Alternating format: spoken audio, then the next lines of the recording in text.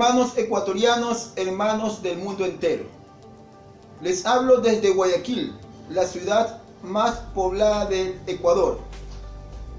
Aquí vamos a conocer un poco más de lo que es la historia del pueblo afroecuatoriano, contado por los hombres y mujeres que recogieron la información y fueron transmitidas de generación en generación. Con ellos podemos conocer un poco más lo que significó y significa un palenque, el reino de los Zambos, el cimarronaje y las alianzas que en su tiempo se dieron entre los indígenas y los afrodescendientes para la construcción de lo que actualmente es un Ecuador multiétnico y pluricultural.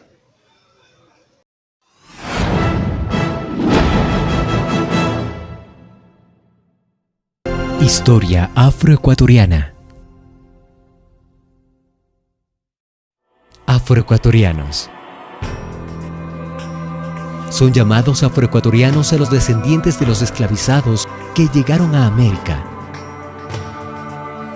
Etimológicamente, el nombre de afroecuatorianos proviene de afro, igual descendientes de África, y ecuatorianos nacidos en Ecuador. Su presencia data aproximadamente hace más de 500 años, aun cuando no existía la República del Ecuador como tal, y era conocida como la Real Audiencia de Quito. Desde entonces han aportado con su cultura, arte y costumbres heredadas por sus ancestros africanos, tomando matices y adopciones de culturas americanas nativas. De esta manera, ayudan a enriquecer la diversidad cultural del Ecuador que la caracterizan como país pluricultural. Esmeraldas.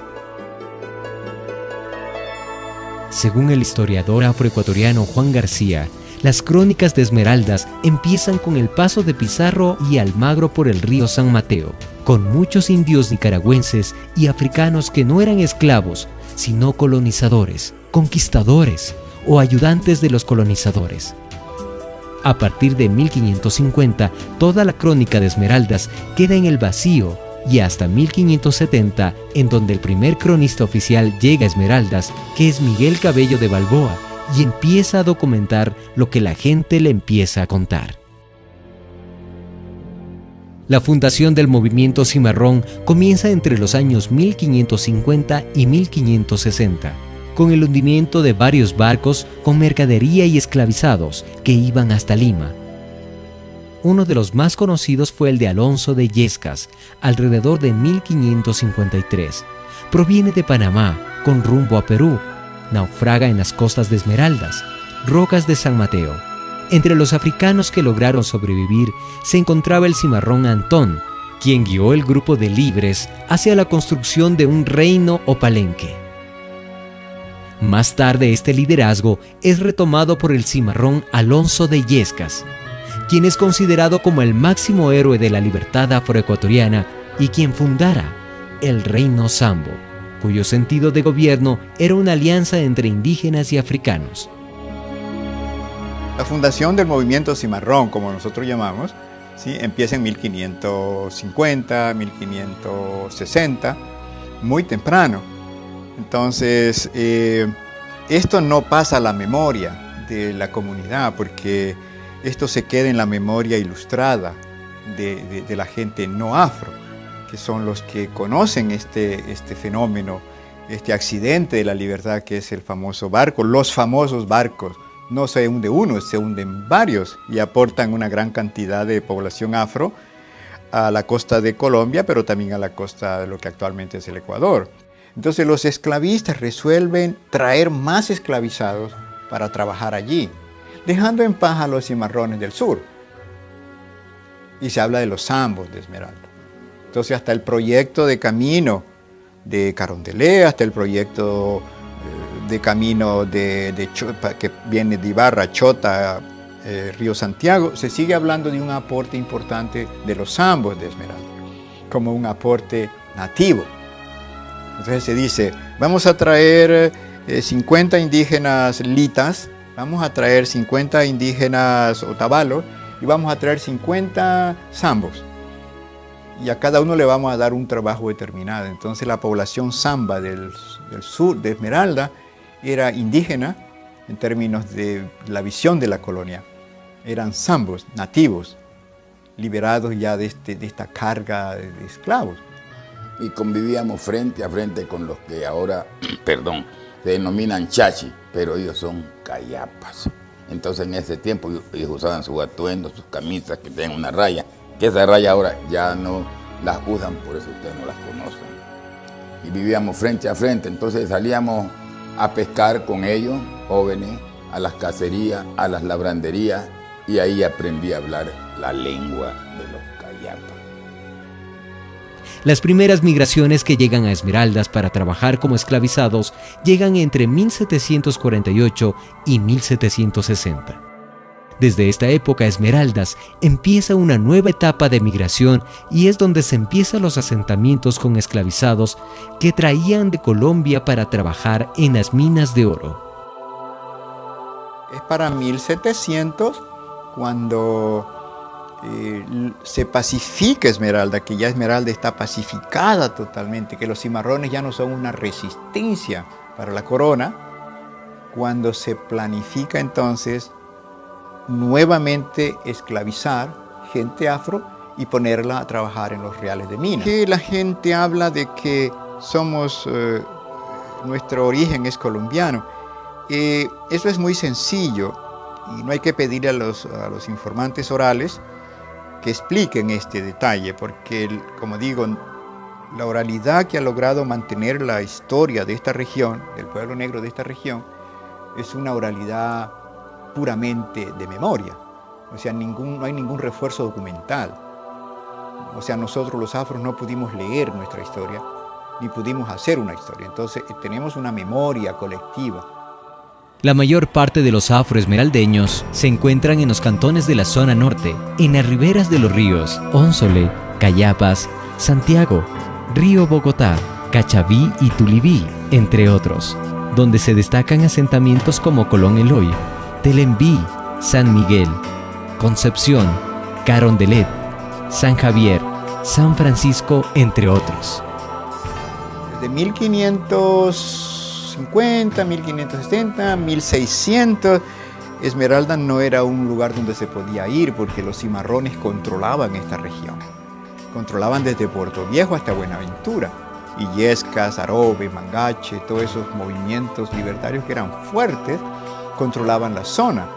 Entonces los españoles no podían entrar aquí. De hecho, entraron 12 veces, 15 veces, gastaron fortuna.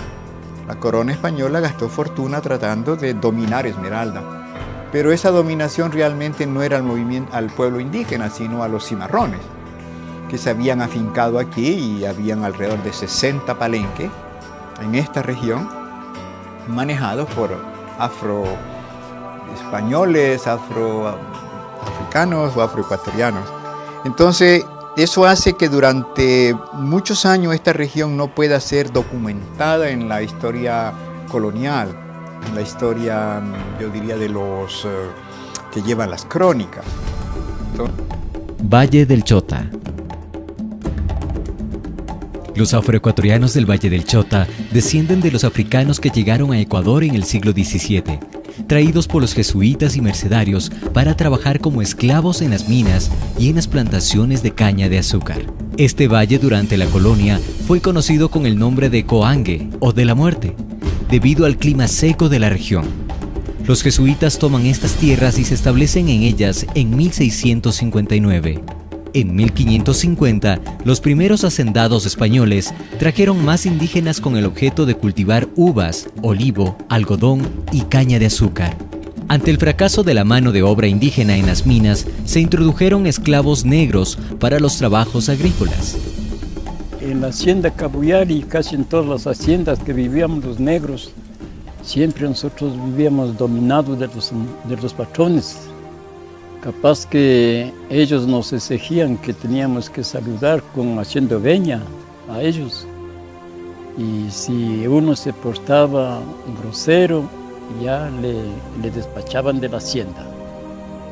Cogían las familias y se iban. ¿A dónde se iban? a buscar otra hacienda, casi a lo mismo. Eso era el vivir. Como no tenían ellos a dónde ir, no tenían una propiedad y un pedazo de tierra, entonces vivían de hacienda en hacienda. La libertad para todos nosotros es cuando vino esta reforma agraria. Cuando vino la reforma agraria, que ya tomó en cuenta el IERA y empezó a darles guasipungo. Y esos guasipungos ya fueron con escritura, ya propiedad. Entonces, ya una vez que tenían su propiedad, ya el patrón ya no tenía nada que hacer de estarle botando la hacienda, porque ya era su propiedad que tenía. Era como ser esclavos todo mundo, de unos dos o un patrón que se les decía, por ejemplo, al que tenía su terreno o su hacienda, anteriormente se le decía patrón. Todo mundo le saludaba y le respetaba como que si hubiera sido peor que a nuestros benditos padres. Más antes la escuela aquí no había porque el dueño de la hacienda de aquí no le gustaba gente o dar escuela, un local aquí. Anteriormente nos han sabido vender de un patrón a otro como que hubiéramos sido animales, como una yunta de animales. Entonces se iba, por ejemplo, de una hacienda a otra y entonces ahí era vendido.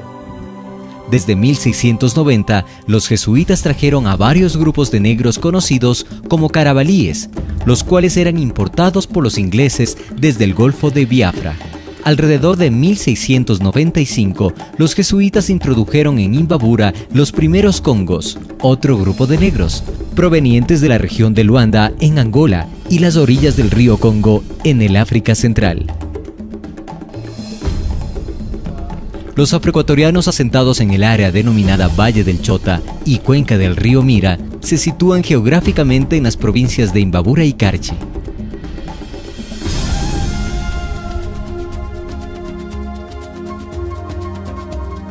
Hace años empezamos a hacer máscaras por una iniciativa de conocer nuestra historia, de saber de dónde venimos, de qué familia. Entonces, similar en nuestra historia África, entonces las máscaras nos identificamos con ellas, con las demás de África, solo que estas son de arcilla. En las máscaras se demuestra la cultura, la identidad, la tradición, o sea, se demuestra la alegría, la tristeza también. No sabíamos cómo llegamos aquí, de dónde venimos, pero gracias a esto, nuestra historia viene que de África, venimos de tantas partes. Actualmente se encuentran asentados mayoritariamente a lo largo del río Chota y río Mira. En el río Chota tenemos Mascarilla, San Vicente de Pusir, Tumbatú, Pusir, Piquiucho, El Chota, Carpuela, El Juncal, Chalguayarcu, entre otros. Mientras en el río Mira tenemos Salinas, Cuambo, Cuajara, Guadual, Limonal, Guayupe, Cabuyal, Concepción, entre otros. Cada pueblo, cada país, tiene otra historia, la que no fue contada, porque tragada en el silencio cómplice de la historia oficial y de la ideología dominante de cada época. Como pudimos ver, en esta primera entrega se recogió los primeros asentamientos que se dieron en la provincia de Esmeraldas, asimismo como en el sector de Imbabura y Carchi. En las próximas entregas tendremos más información de los hermanos afroecuatorianos que estamos en todo el territorio ecuatoriano. Hasta la próxima.